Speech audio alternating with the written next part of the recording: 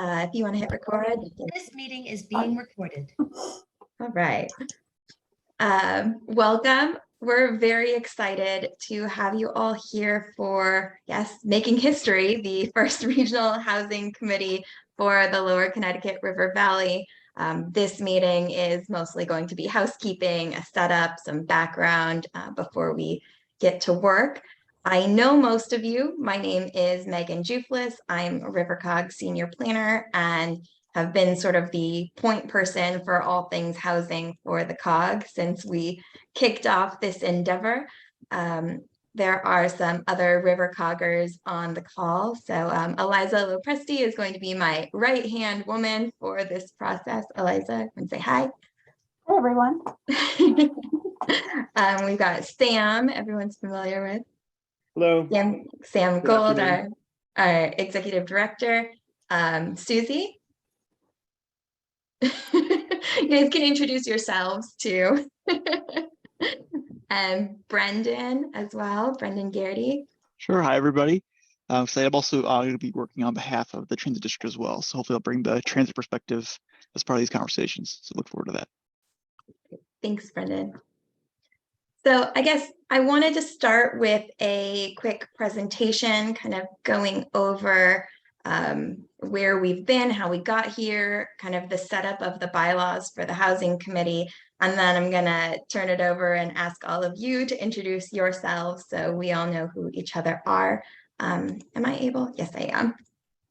Always anticipating. Thank you, Eliza. I'm gonna share my screen.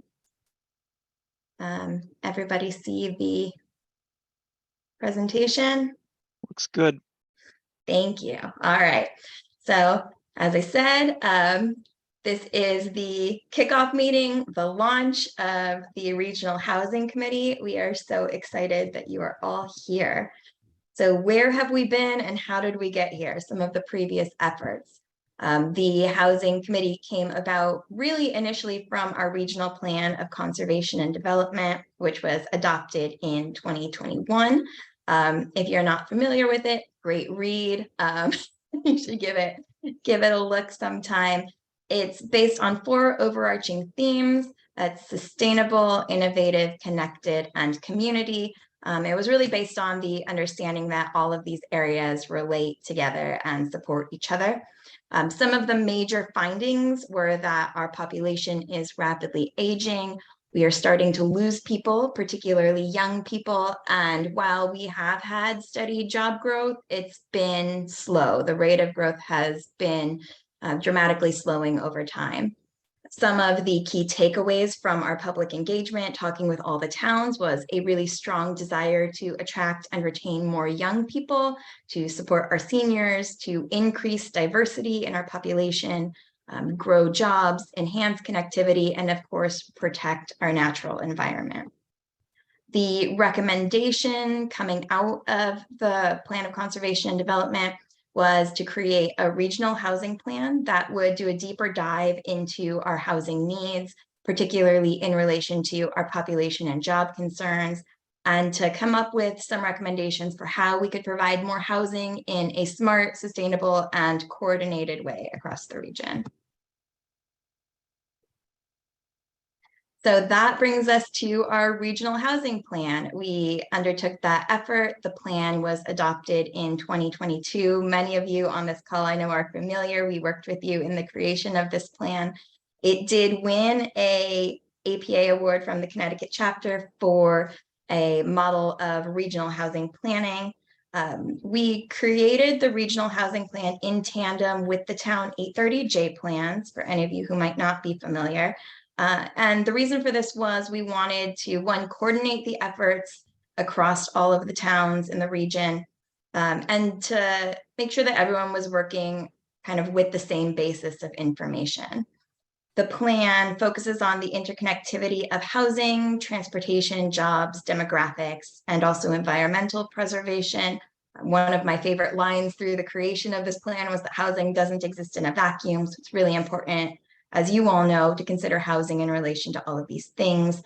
The proposals coming out of the plan were to create a variety of housing styles and types to suit a diversity of households, and to put these housing units in areas that are already developed, so infill focus, that have or will have access to utilities, that are near or readily accessible to job centers, and that are not in areas that have important natural resources.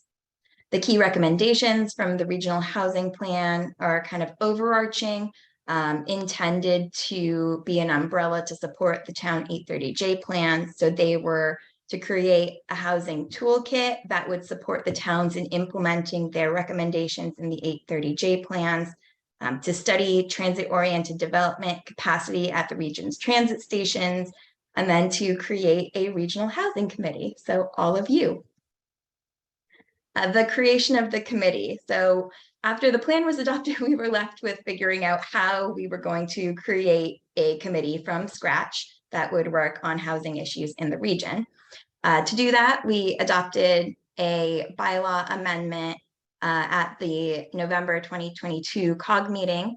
The Regional Housing Committee is a voluntary and advisory association of the member towns. So we are an extension of the towns reporting to the COG board. 16 of 17 towns in the region have affirmed that they're participating. Nobody has said they are not participating. We just have one holdout that we haven't heard from yet. And then we have either permanent or temporary representatives from 14 of those 16 participating towns. A little bit about the mechanics of the membership.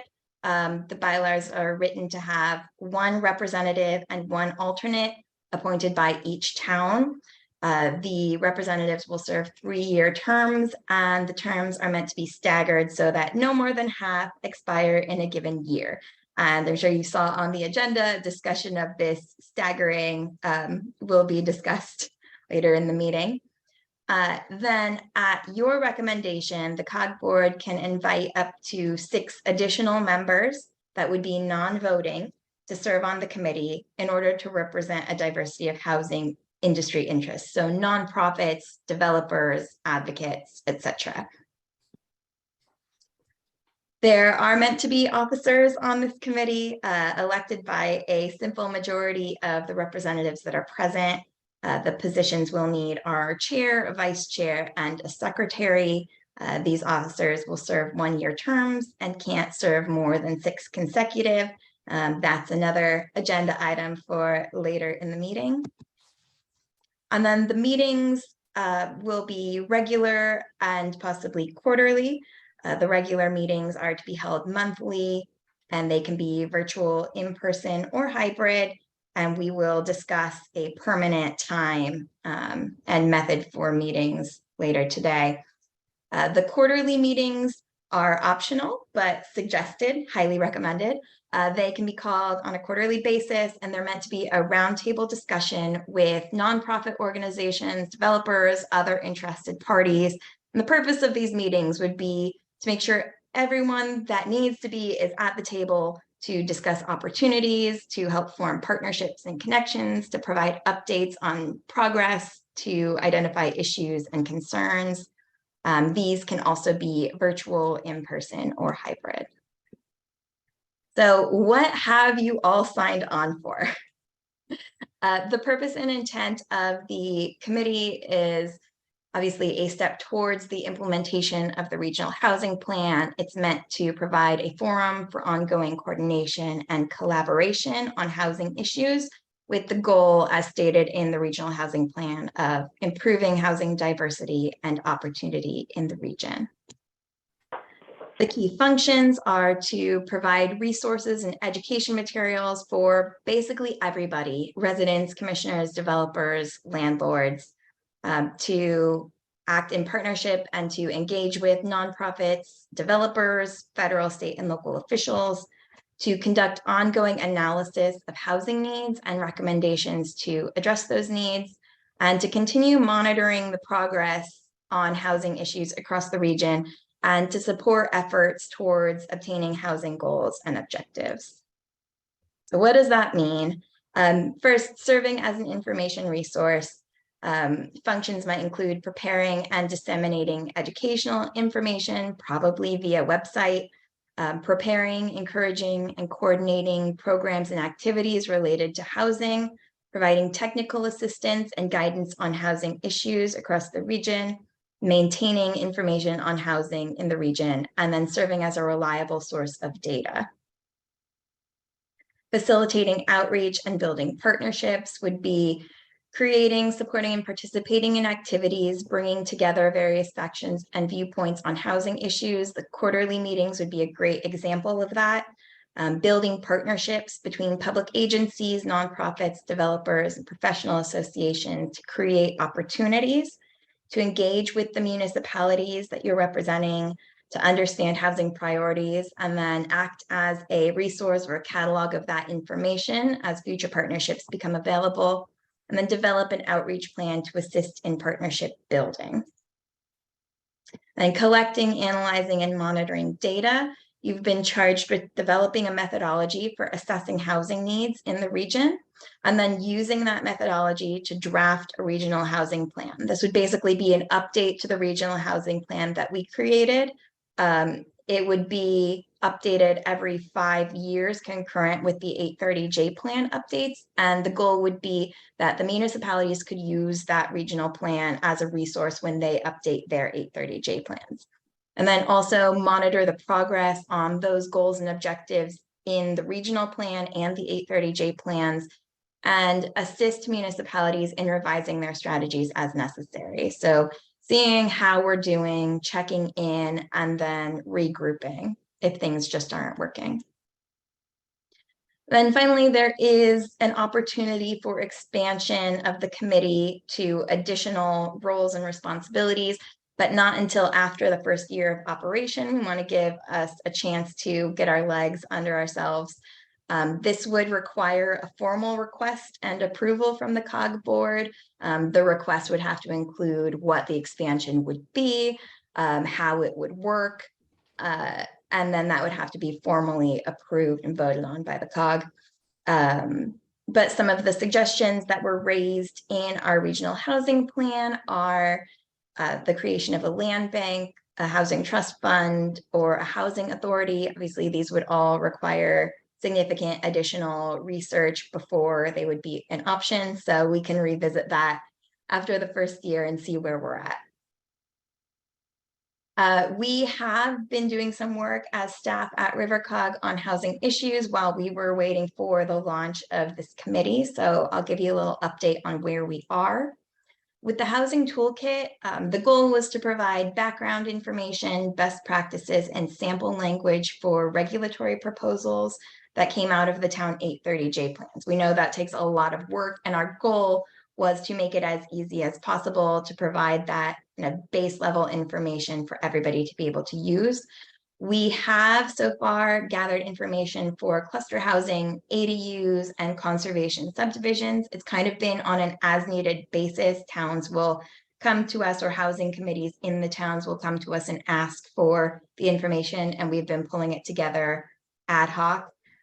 What we really need is a format and a website, a home really for this information, and some sort of prioritization. So doing that prioritization, discussing the information that's provided, giving a home to it, that could become a responsibility of this committee if you want it. Transit-oriented development planning. We have recently received a Thriving Communities Program grant in partnership with Old Saybrook, Westbrook, Clinton, and Middletown.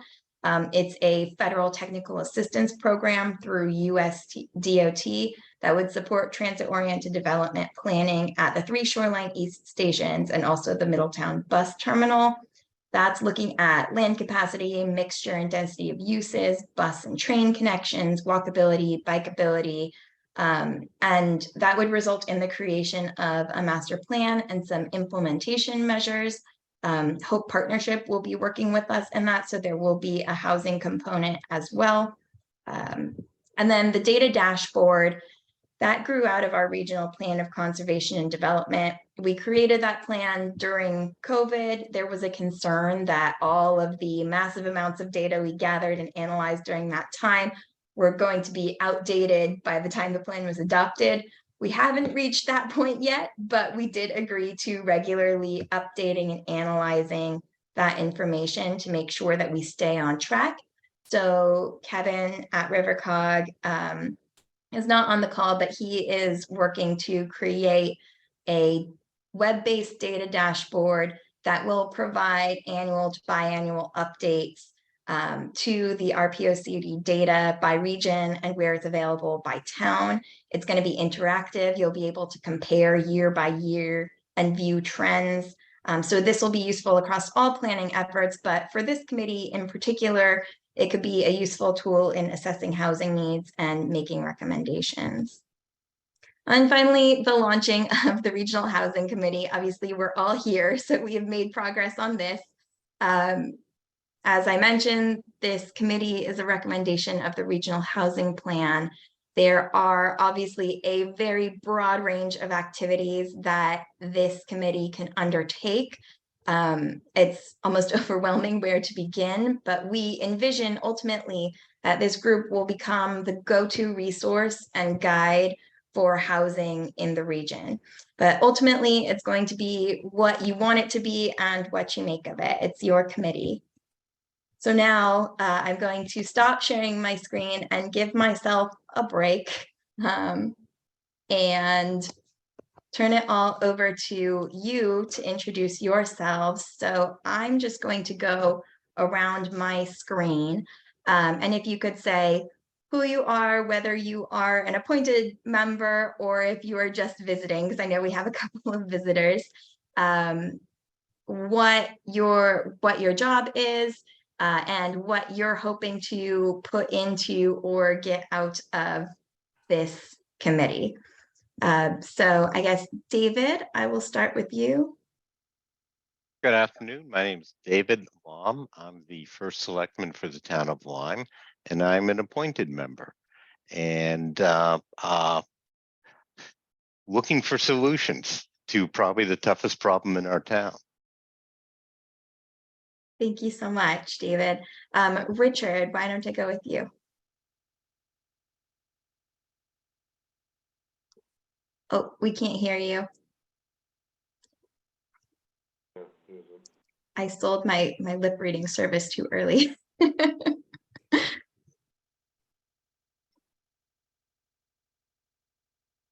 Nope. There, I can keep going if you want to try and sort your microphone, and I can come back. Pat, I know your name's not Trisha.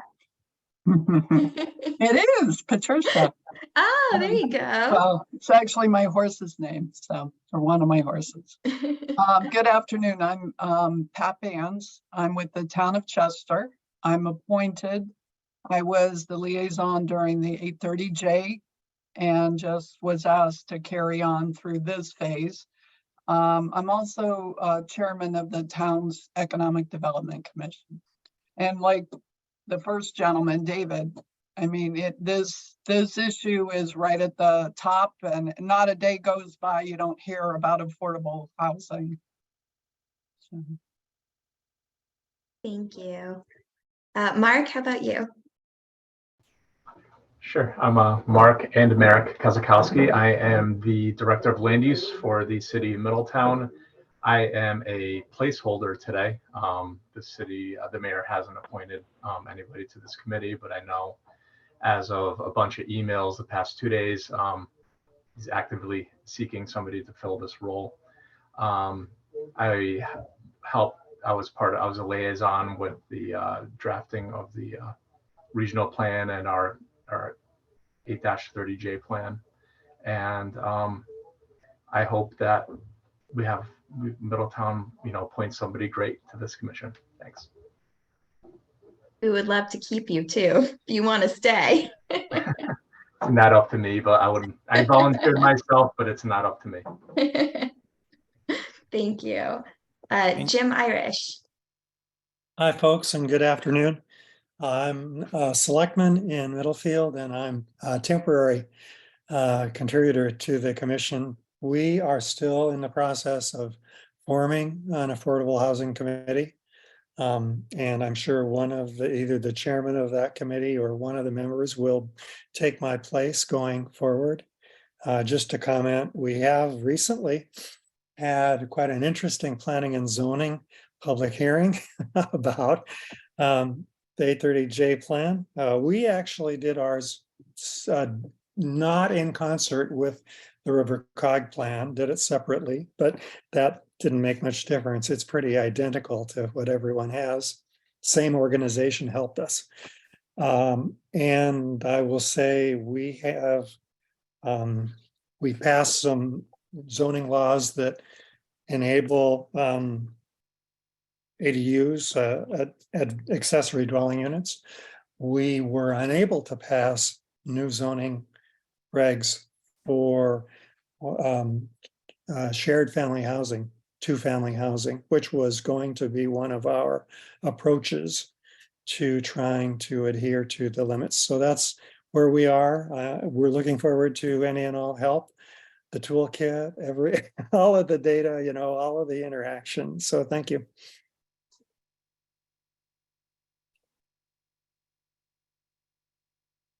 I did it too, sorry.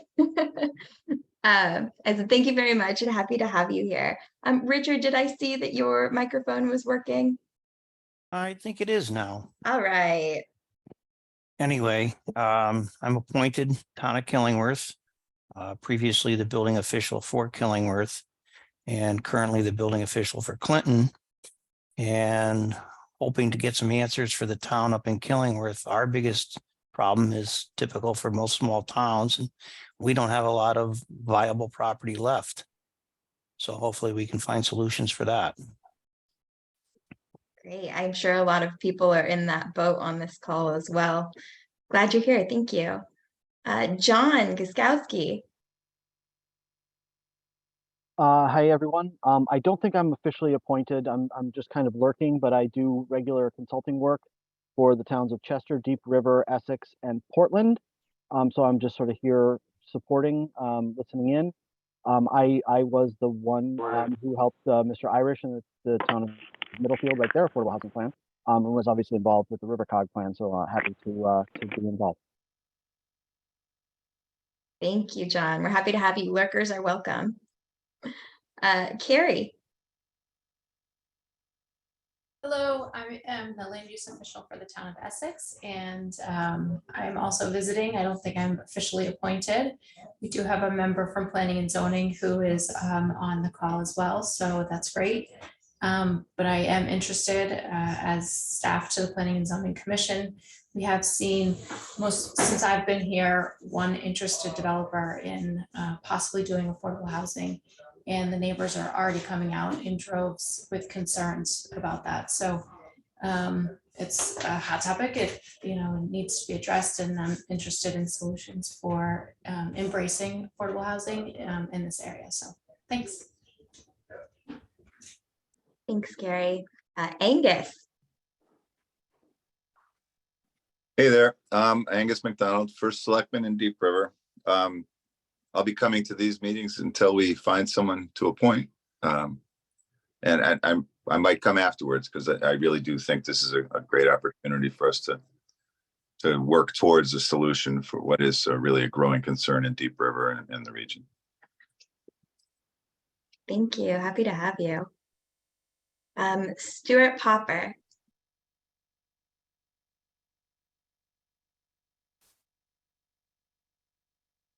Stuart, are you there? All right, we'll come back. Abby Pearsall. Hello, I'm Abby Pearsall. I'm the town planner for Clinton, and I believe town council's appointed me to be here, so you're stuck with me for at least a little while. I'm most excited at looking at opportunities for public outreach and education, and helping to sort of continue the work that it looks like has already been done in the region. I'm fairly new to the region. I was up in Waterford before this, but really connecting to a proactive approach versus the reactive approach, kind of like what Carrie was talking about. They're already coming out with the pitchforks. And so, we have several properties that are up for discussion right now. So really providing boards and commissions with tools and technical information to help them make good decisions, I think is important. Thank you. Welcome. Let's see. Dan Beret.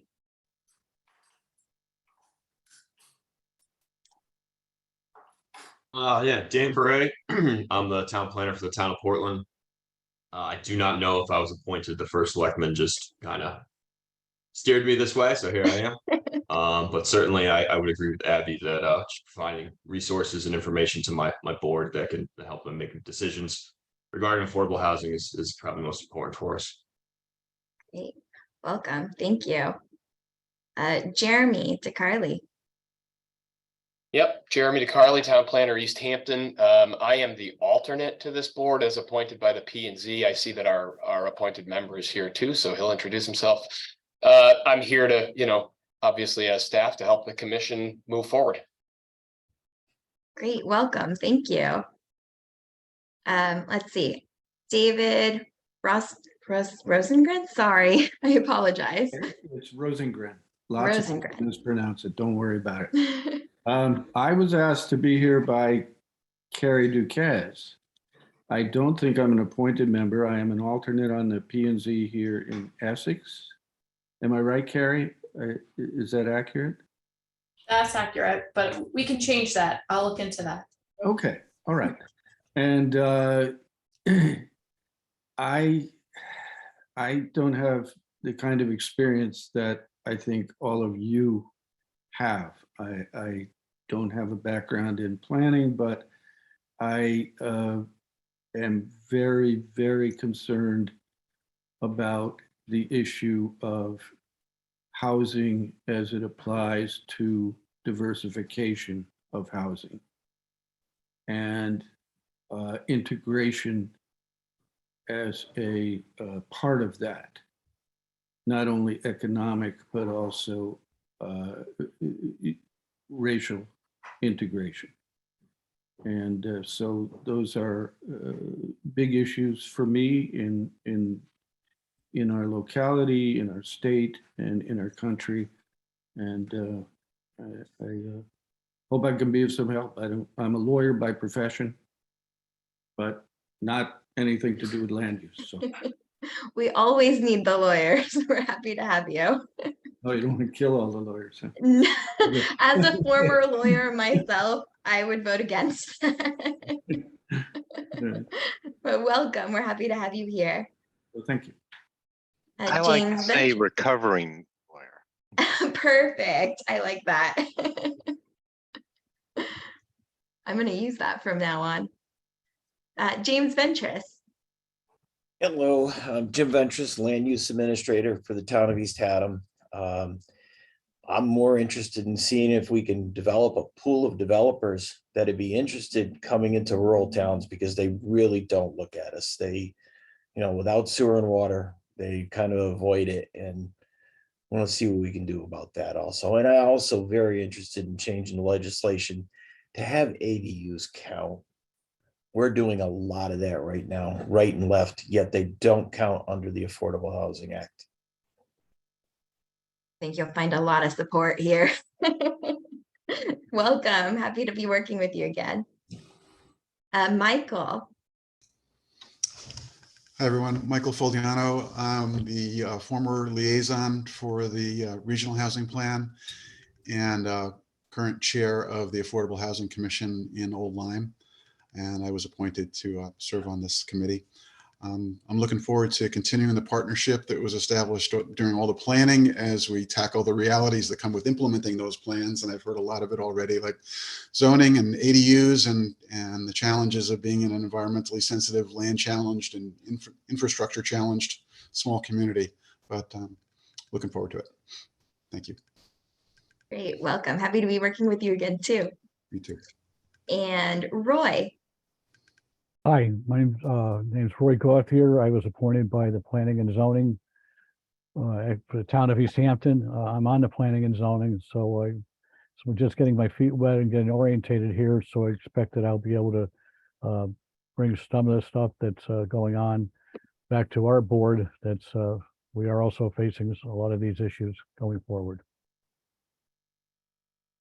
Great. Welcome. Happy to have you. Tony, are you there? he messaged me that he might not be. And if he's not, Sam, you want to introduce Tony? Sure. Tony Bolduc is from Deep River, and he is, I'm pretty sure, the Planning and Zoning Chair of the Commission, and he's also a member of our Regional Planning Committee from Deep River. So, welcome, Tony. Thank you. Sorry, I figured everyone was tired of hearing me talk, so I thought I would give someone else a chance. Eliza, what's our next agenda item? Great question. Give me a second. I'm pretty sure it's election of officers, but I don't have it up.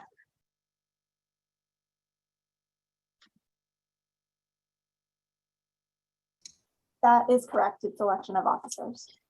Great.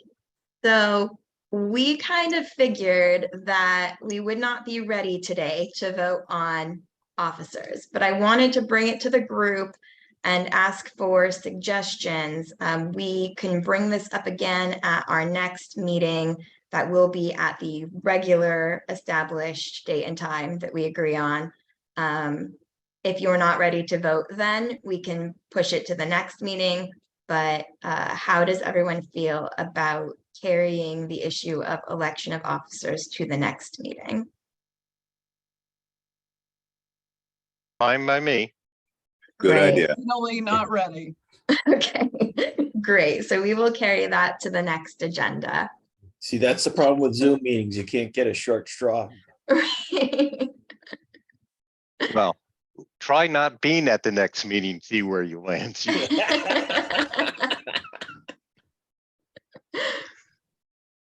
All right. So the next item, I believe, is going to bring us back to the short straws again, because I believe that is the staggering of appointments. So it sounds like we don't have a lot of official appointment letters. The terms are meant to be for 3 years, but to start out initially, we're going to have to cut some of them short. You can always be reinstated for additional terms, but we need to get the staggering. So it's meant to be randomized. Are we comfortable with at the next meeting doing a randomized list and just splitting it 50-50? And then we can get official letters for everybody that's been appointed once we know exactly what that staggering is going to be and what the term length is. That sound good? All right, we do an Iditarod draft at RiverCOG, and that is the order is randomized, and I'm figuring we can use the same method for randomizing this. Kevin, our tech genius, does all of that for us. Great, so we will carry that to the next meeting as well, and we will get the official term lengths, and it will be 50-50. Megan, quick question. Are you looking for one representative and an alternate from each town? Yes. Okay. Ideally. Sorry, my camera's going crazy. No problem. And that would come from the first selectman? However your town regularly does appointments. The bylaws are purposefully vague, just leaving it up to the towns to decide how they make their appointments, because it's our understanding that everyone does it a little bit differently. Okay. Great, thank you. Mm-hmm. All right, what's next? We're rolling through it. Setting the meetings. Right. So Eliza, do you want to take this one? I know you've already had some conversations with people. Sure. So I'm not really sure the best way to go about this, but we need to set a date and time for meetings. But we also need to set whether we want to do those meetings in person or virtually or a hybrid of both. Our office in Essex is always, available for in-person meetings. I know we have quite a mix here of some planners, some CEOs, some people that are volunteers that might have daytime jobs outside of the arena that we're talking about here. So I would love to just either have you put it in the chat or just say if you prefer what days of the week you prefer, if you prefer daytime, evening time. It's really wide open and up to everyone here, but we need to try to find a way to come to some sort of consensus that works for most people. Does anyone have any thoughts about, first of all, let's talk about the format of the meeting. Hybrid does provide the most flexibility, and I think that we would absolutely be open to that. I think hybrid and or straight virtual will probably most likely be easiest for everyone, but as we all know, when we're all together in the same room, it's a little bit of a different vibe. Does anyone have strong feelings one way or the other? I think it should be hybrid. Yeah, I think that sounds like a good idea. Yeah, I certainly would agree with that. And then are we okay with the RiverCOG office as being the location for in-person? Yes. Yes. Okay with me. Okay.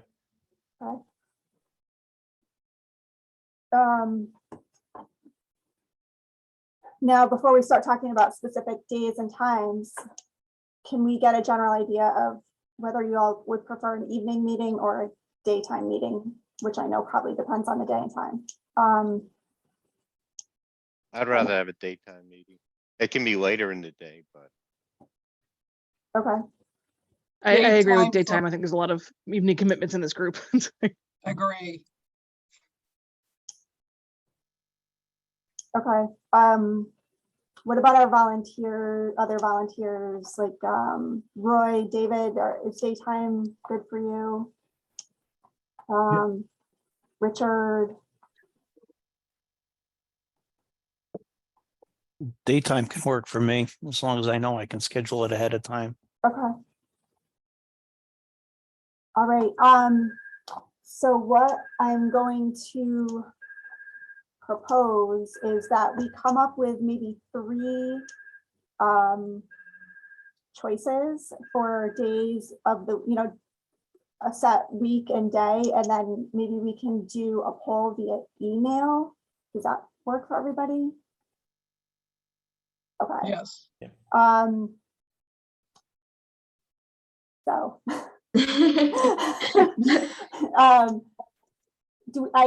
usually when we set meetings, we'll say, 4th Thursday of the month.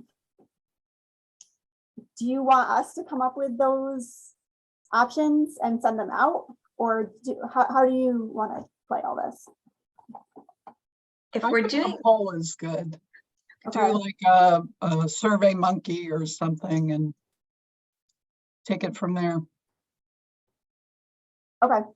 I will send that out then either today or tomorrow, and we'll try to get it together within the next week or so, where we set a day and time of the month for each meeting. The River Valley Transit Organization out of Middletown has a very interesting way of scheduling meetings with an app that allows people to chime in and offer their availability to different suggestions. You might look at or just contact them and see if that might work for you, Eliza. Okay, that sounds great. Brendan, I think, had to hop off the call, but he's our. Oh, I'm still on, but I can talk to Chris about that. Oh, I didn't Yep. see you. Okay. Yep. I can talk to Chris about that. She helps with that stuff. Great, thank you. All right, so be on the lookout for that within the next few days. Eliza, I'm guessing we all have a pretty full, not full book, but a populated book of meetings that we already have scheduled. I know I've got town commission meetings a couple of times a month, so maybe if we could collect those as a starter and look at the white space instead of the block space, then that might highlight some areas for us. Okay, great idea. I will do that.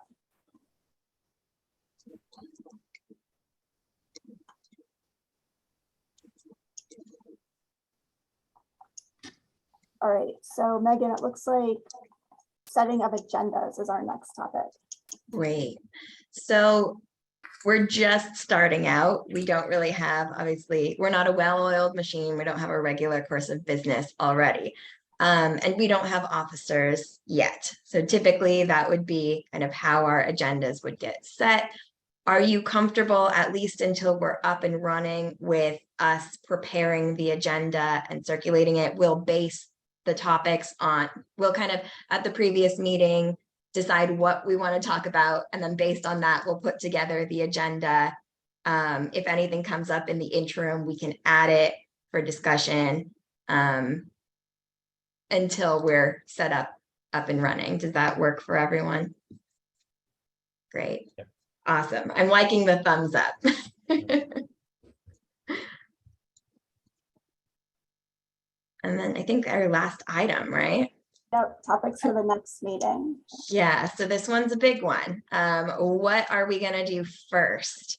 As you saw in the presentation, we have a really broad range of topics we can cover.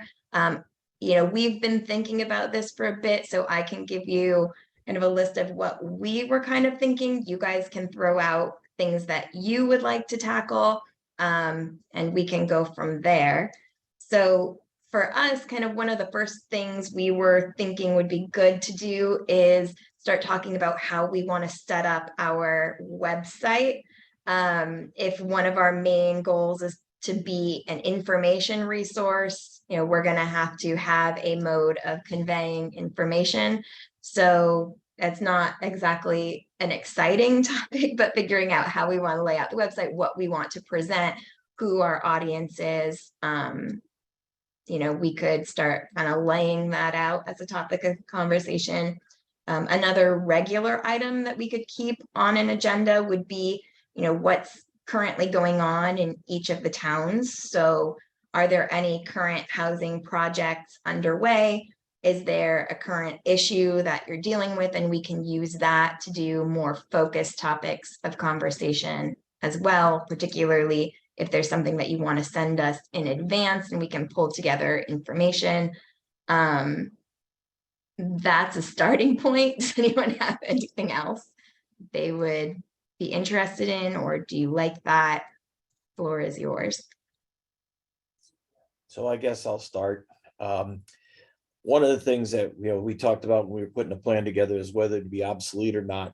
Maybe if we can somehow figure out to do kind of a quick overview of everybody's existing conditions, just so everybody's on the same page.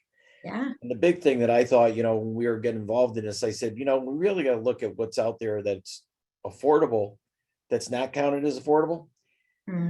That has just gotten blown out of the water. The prices of houses, at least in East Haddam, for something that used to be $225, $245, now is on the market for $345, and that takes it out of the thing. And I don't know if there's any recent analysis to kind of give us a, you know, update from what we just did 2 years ago. It's gotten, stuff's going on every morning. I wake up and I look at the papers and I go, you gotta be kidding me. And you know, and I as one that my son who just purchased a house 2 years ago, I go, thank God he got in now, you know, then. Absolutely. Because that's kind of changed our dynamics. Right. All right. So would you propose then that everyone would kind of go home and their homework would be to try and collect existing conditions information, and we would come back and discuss it? Or Well, I think we, in our plan, we kind of had it, didn't we, in the original? Yeah. Plan? And it just, there's a, you know, what that median house price was and all that, and take a look at that, and then come back, because as I don't know if this, it has to be everywhere, that things have just as where we thought we were had some even keel and be able to say, even though they're not affordable, we still have 10% or 20% of affordable, but not deed restriction. I question that now. Is everybody else doing the same thing? Jim, I think that's every town in our, at least in our region, probably across the state. Yeah. Okay. Yeah, so I think we have already, as we've been putting this data dashboard together, I think we have some of that updated information, and we could put together, you know, a table or a chart or something that we could discuss. Thank you.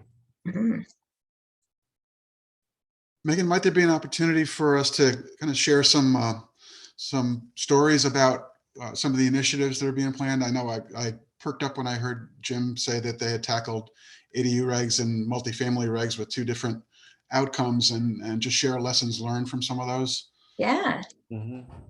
How would you want to approach that? Do you think, Maybe do you want to? one or two towns per meeting could, if they Great. had some activity and some lessons learned to share, I know I'd be very interested in hearing them and sharing them.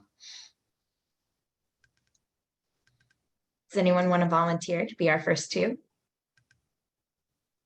I can talk about ADUs if you want. Great. We've had that for a long while and we revised it, but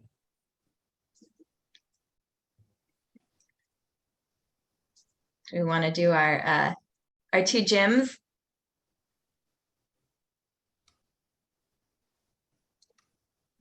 I'll be the second. Great.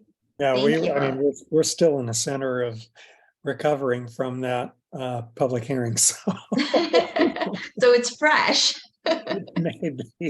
I think I raw don't know that I is have, raw a better have word. good news and best practices to offer. Well, lessons learned count too, right?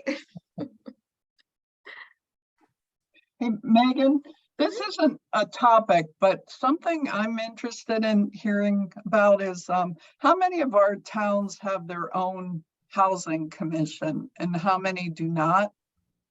Yeah. Or are they just using this regional as that? Because we're kind of at that crossroad right now. Are you talking about a housing commission that takes care of properties or an affordable housing commission that looks to solve our problems? More the latter, but if you have a housing authority as well, that I'd be interested in hearing about that. We don't have it. We've carried a housing commission on the books for decades and nobody knows when it was last in existence. Well, I wonder if we could find that out right now, if we just want to kind of go around and if anybody knows. I'm assuming most people on this town or on this call know whether their town has one or not. So can anyone just tell us if they do? We do have an affordable housing commission in line. I'm actually on it, but not chair. We have one in Old Lyme as well.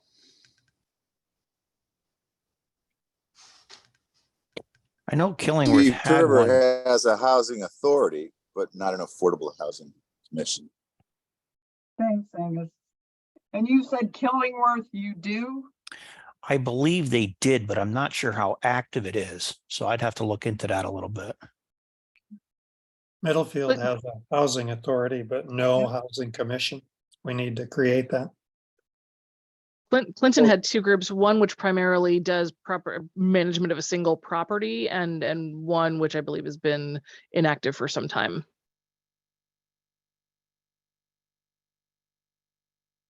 And Essex is similar to Deep River, where we have a housing authority, but not a affordable housing committee.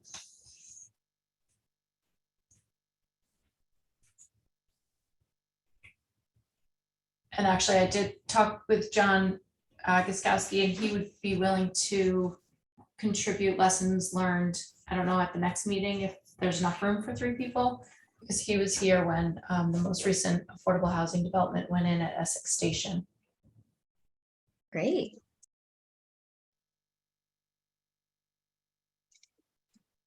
Is Essex Station, that's the one right by the steam train? Yes. Is that 100% affordable or? No, it's a percentage. I'm not sure exactly the breakout, but no, it's not 100%.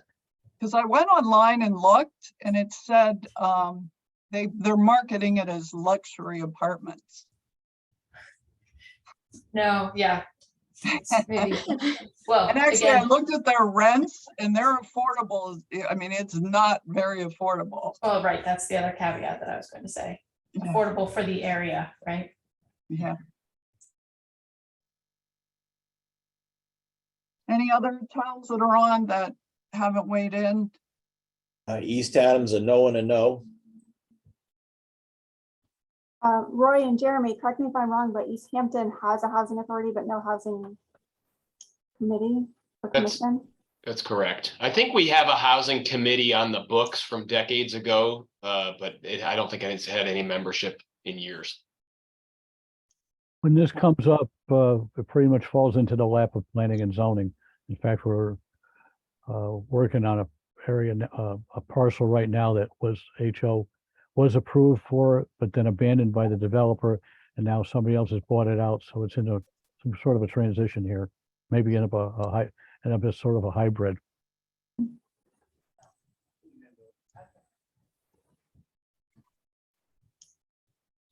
Just one more thing to mention on that topic. I know John was very instrumental in developing our plan, and many of them, but he serves Essex and Deep River, which we do regional things with anyway. In our plan, the recommendation is to have a 3-town affordable housing committee.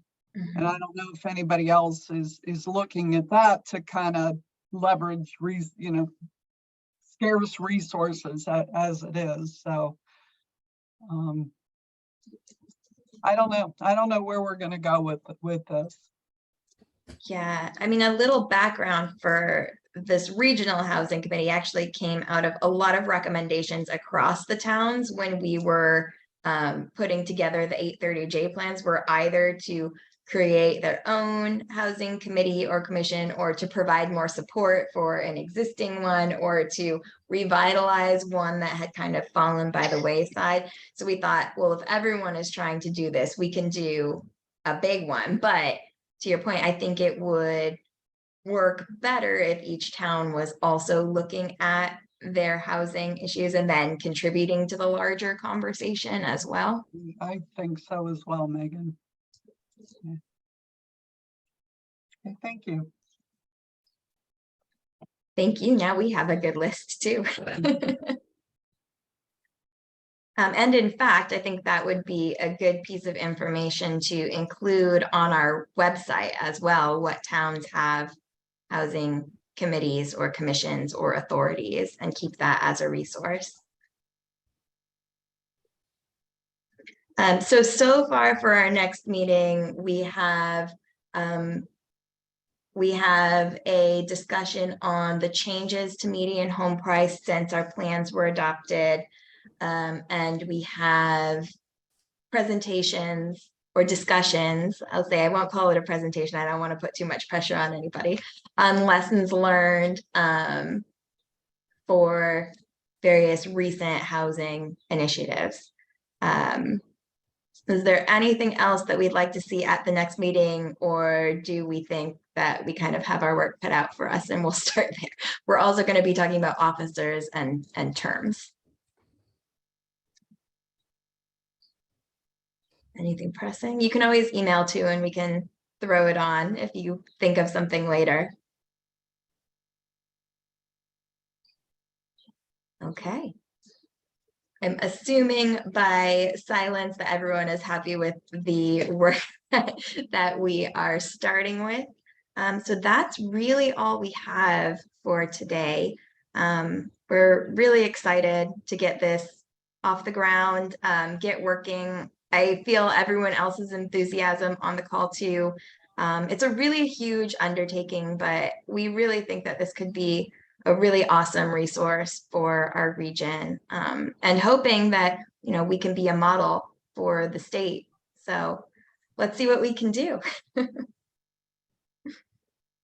That's it. So thank you, everybody. Thank you. Thank you. Thank you, everyone. Thank you. Thanks, everyone. Thanks, Megan.